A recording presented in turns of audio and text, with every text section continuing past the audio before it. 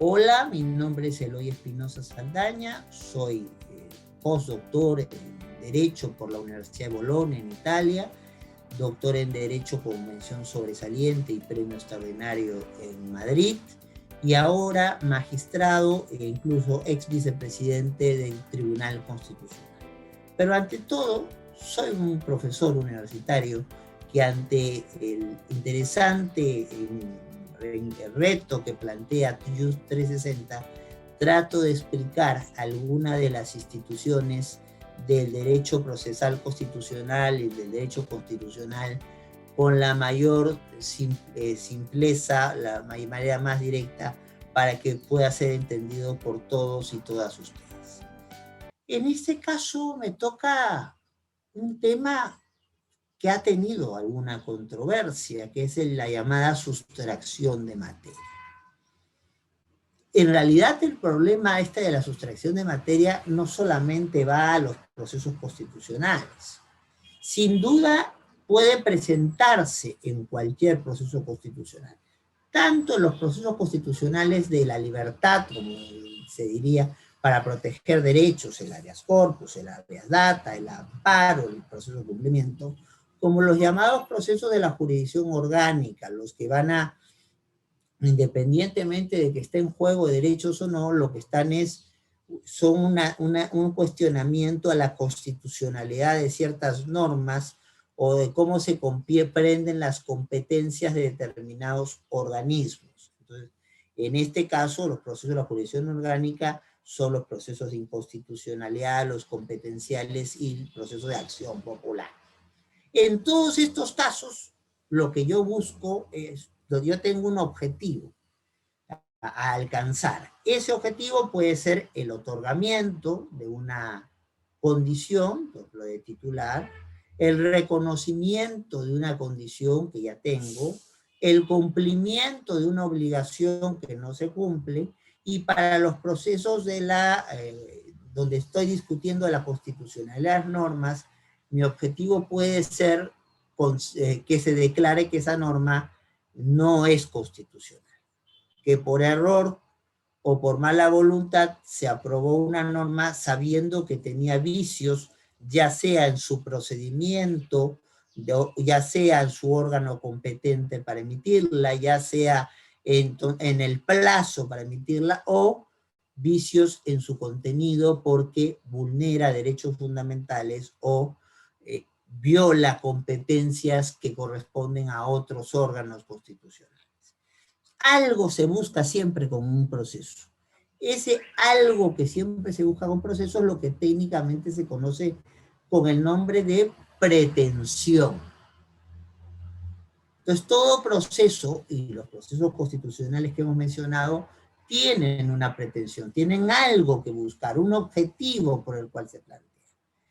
Pero, ¿qué ocurre si una vez iniciado el proceso, yo presenté una demanda entonces de amparo para que desaloje un grupo de gente que se ha metido en un terreno que tengo?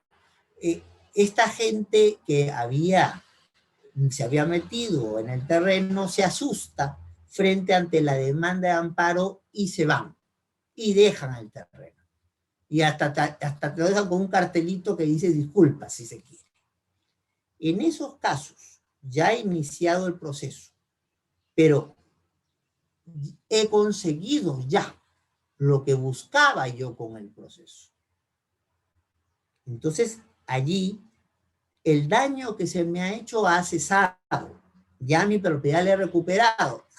Bueno, puede ser que hayan cometido daños, todo, pero eso ya no se vea, ya no se ve en vía constitucional. Entonces, el objetivo constitucional, la pretensión que planteaba, ya se ha obtenido porque el daño ha cesado. Porque ya no invaden nuestro terreno, porque tenía yo a alguien que estaba 5 meses sin pagar y estaba haciendo barbaridades en mi propiedad y asustado con la demanda de amparo, entonces dejó el departamento que yo le había alquilado o situaciones parecidas. Lo cierto es que el daño que se me hacía ya no existe. ese es un primer escenario que se llama sustracción de materia. ¿Por qué? Porque mi pretensión, lo que yo buscaba, la materia del proceso, era que no se metieran en mi terreno, que no se siguieran estando sin pagar y perjudicar en mi departamento, y eso ya lo conseguí. Entonces, si ya la materia que yo quería discutir ya la conseguí, hay una sustracción del asunto a discutir en el proceso. O sea, ya no hay sentido de seguir teniendo el proceso en marcha. Ese es un primer escenario de la sustracción de materia. Un segundo escenario es más bien un escenario más bien doloroso. Entonces, ¿por qué? Yo inicio un proceso de habeas corpus porque mi hijo no aparece por ningún lado. Entonces, ¿qué es lo que ocurre? Mientras está el trámite del habeas corpus, una búsqueda policial encuentra el cuerpo de mi hijo que ha sido asesinado para robarle, como ocurre muchas veces ahora, lamentablemente en nuestro país. A veces por quitarte el celular o quitarte la billetera te mandan un balazo y se acabó la vida de la persona. Entonces, en este caso, yo lo que buscaba con el proceso era saber dónde estaba mi hijo. Y ya lamentablemente lo supe con un daño que es irreparable. Entonces, yo temía por la vida, por la integridad de la libertad de mi hijo, y todo eso se ha perdido porque él ha sido encontrado muerto. Eso no quiere decir que yo no pueda reclamar en otros procesos, pero ya la materia de discusión, que era la materia de discusión del habeas corpus aquí, saber dónde está mi hijo ya ha sido cubierta. Entonces, ahí también estamos ante otro supuesto de sustracción de materia. O sea, la idea de la sustracción de materia no es que se pierde la responsabilidad. Yo podré ver en otros procesos, por ejemplo, para sancionar y meter a la cárcel quién asesinó a mi hijo, o podré ver en otros procesos los daños que me hayan podido causar quienes se metieron a mi propiedad, pero se fueron asustados por el amparo. Lo que importa es que el objetivo del amparo, el objetivo del habeas corpus ya ha sido cubierto. Yo planteé un amparo para que no estuvieran en mi terreno y ya no están. Yo planteé un habeas corpus para descubrir dónde estaba mi hijo y ya descubrí, con situaciones lamentables, pero descubrí dónde está mi hijo. Entonces, esa es la idea de la sustracción de materia, que nos lleva a una causal de improcedencia. ¿Por qué? Porque ya no hay más que discutir, por lo menos en la sede de amparo o en la sede de habeas corpus o en la sede de habeas data. ¿Qué pasa? Yo planteo una habeas data para que me den una información en el Ministerio de Defensa, y una vez enterados en el Ministerio de Defensa que les están cayendo encima por una información que no dan, me llega un sobrecito a mi casa y está la información que yo pedí. Entonces, tiene sentido que siga el proceso si ya atendieron lo que yo estaba pidiendo como pretensión en el mismo. No tiene sentido. Estamos en otro caso de sustracción de materia. Aquí entonces conviene explicar dos matices importantes. En algunos casos sí hay una sustracción de materia, pero la gravedad de lo que ocurre, gravedad porque es una cuestión que pasa todos los días. O sea, mi hermano sale a la calle y lo detienen. Se enteran que plantea el habeas corpus, lo sueltan, pero al día siguiente lo vuelven a detener sin ninguna causa. Y yo vuelvo a plantear un habeas corpus y se enteran que está el habeas corpus y lo sueltan. Entonces, y por tercera vez lo detienen. Entonces, por más que lo suelten por tercera vez, acá ya hay un comportamiento reiterado de perjudicar el derecho de una persona. Entonces, en esos casos, yo puedo dejar de declarar improcedencia y podría yo, entonces, ante la gravedad del asunto, declarar fundada la demanda, ya no para que no lo detengan, entonces en el sentido de que evitar una nueva detención, sino para sancionar o determinar responsabilidades de quién está haciendo este comportamiento sucesivo de violación de derechos de mi hermano. O sea, a ver, ¿quién ha sido el teniente, el mayor, el comisario que ha estado detrás deteniendo a mi hermano injustamente? Entonces, y lo ha detenido 3 veces. Aun cuando ya lo haya soltado a en la tercera vez, hay gente que está comportándose de una manera que podría pasar a intentar a detener a mi hermano una cuarta, una quinta vez, o hacer esto con otras personas. Entonces, en esos casos, no se considera una situación de improcedencia, sino podría el juez o la jueza del caso declarar fundada la demanda, pero ya no para que, para que mi hermano no esté detenido, sino para sancionar y determinar responsabilidades y ponerlas, si sean administrativas o sean penales, en conocimiento de la autoridad competente a esta gente que se está dedicando sistemáticamente a violar derechos. Y el otro supuesto que hay que tener presente, no hay que confundir la sustracción de materia con lo que dice, con una situación que he explicado en una sesión anterior, que sí es causal de improcedencia.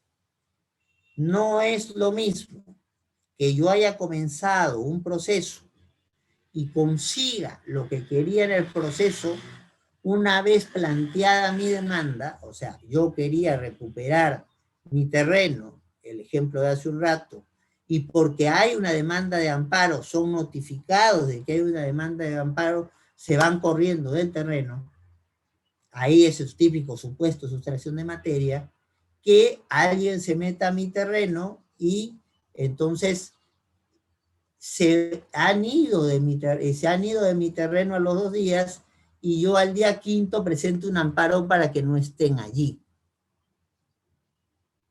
Ya no corresponde, hay una discusión de amparo. Eso, a tal caso yo discutiré si causaron perjuicios en el terreno, yo buscaré medidas preventivas para que no se vuelvan a meter, pero si el amparo fuera planteado después de que ya el terreno que habían ocupado indebidamente, entonces ha sido desocupado, entonces ya no estamos en la situación de una sustracción de materia.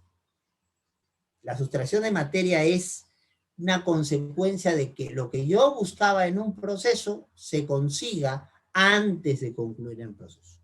Pero si yo ya tenía un problema que se resuelve y yo a los 5 días o a los 2 meses resuelto el problema, vengo recién a plantear el amparo, pues allá hay una situación de improcedencia de ese reclamo. ¿Por qué? Porque yo ya no tengo el problema que decía tener. Entonces no va a tocar a la puerta al juez para decirle, oiga, hace 4 años se metieron en mi casa, ya no están, pero se metieron en mi casa, yo lo que quiero es plantear allí un amparo. No. Si te han causado algún perjuicio, te destrozaron la casa, eso habrá otras vías, pero no son las del amparo, que son la de defensa de los derechos. Ahora, hay que tener presente que en todos los procesos, como decía al principio, constitucionales previstos en el Perú, cabe una sustracción de materia. Pero hay que hacer una invocación a los jueces de no utilizar la sustracción de materia como un mecanismo muchas veces para eludir dar respuestas a ciertos problemas. Entonces, el juez no puede utilizar a la sustracción de una materia como una manera de eludir sus responsabilidades. Dejo un expediente allí en un costado o si está ya digitalizado el expediente, lo tengo en la computadora el caso y dejo que pase el tiempo para que Entonces, los problemas que me vinieron a plantear para que yo resuelva, se resuelvan solos. No, esa no es el sentido de la sustracción de materia y no es el sentido de la labor de un juez. La regla debe ser que cuando un juez, cualquier juez, y sobre todo un juez constitucional, donde están en juego la defensa de los derechos y donde está en juego la limitación del poder para que no se ejerza de manera abusiva, entonces en estos casos el juez se tiene que pronunciar. La excepción son estas situaciones en las cuales ya presentado el proceso, el problema se resuelve solo. Pero no debe ocurrir eso porque yo me puse a querer eludir, pronunciarme y dejé el proceso 5 años y obviamente ya pasó el agua pasó todos los problemas y recién entonces me acuerdo cuando me vienen a decir, no te preocupes, ya lo resolvimos para bien o para mal. No, el juez tiene la responsabilidad de responder de manera diligente. Estamos hablando que todos estos casos son de tutela de urgencia.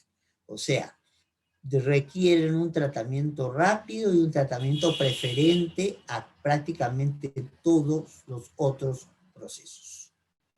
Entonces, la sustracción de materia existe y hay que aplicarla en los supuestos que he explicado, pero no puede ser utilizada como un supuesto para eludir responsabilidades de un juez, de una jueza o de un tribunal. Espero que esta explicación les haya sido de utilidad.